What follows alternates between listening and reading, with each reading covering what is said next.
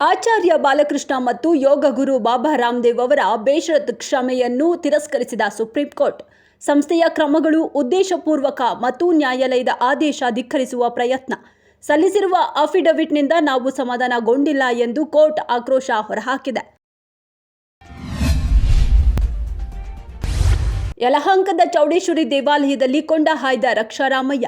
ಚಿಕ್ಕಬಳ್ಳಾಪುರ ಕ್ಷೇತ್ರದ ಜನತೆಗೆ ತಾಯಿ ಚೌಡೇಶ್ವರಿ ಸಕಲ ಸಮೃದ್ಧಿ ಕಲ್ಪಿಸಲಿ. ಕೈವಾರ ಯೋಗಿ ನಾರಾಯಣ ದೇವಾಲಯ, ಘಾಟಿ ಸುಬ್ರಹ್ಮಣ್ಯಕ್ಕೆ ಭೇಟಿ. ಇಂಡಿಗೋ ಏರ್ಲೈನ್ಸ್ ಷೇರು ಬೆಲೆ ಕಳೆದ 1 ವರ್ಷದಿಂದ ಸಖತ್ತಾಗಿ ಏರಿದೆ. ಮಾರುಕಟ್ಟೆ ಬಂಡವಾಳ ಅಥವಾ ಮಾರ್ಕೆಟ್ ಕ್ಯಾಪ್ $17.6 ಬಿಲಿಯನ್ ನಷ್ಟಾಗಿದೆ. ಅತಿ ಹೆಚ್ಚು ಮಾರ್ಕೆಟ್ ಕ್ಯಾಪ್ ಇರುವ ಕಂಪನಿಗಳಲ್ಲಿ ಇಂಡಿಗೋ ಏರ್ಲೈನ್ಸ್ 3ನೇ ಸ್ಥಾನಕ್ಕೆ ಏರಿದೆ. ಲೋಕಸಭಾ ಚುನಾವಣೆಗೆ ಸಮಾಜವಾದಿ ಪಕ್ಷವು ಪ್ರಣಾಳಿಕೆಯನ್ನು ಬಿಡುಗಡೆ ಮಾಡಿದೆ. ಪ್ರಣಾಳಿಕೆಯಲ್ಲಿ ಸಾಮಾಜಿಕ ನ್ಯಾಯ, ಪ್ರಜಾಪ್ರಭುತ್ವ ಕಾಪಾಡುವುದು, ಮಾಧ್ಯಮ ಸ್ವಾತಂತ್ರ್ಯ ಬಗ್ಗೆ ಉಲ್ಲೇಖಿಸಲಾಗಿದೆ.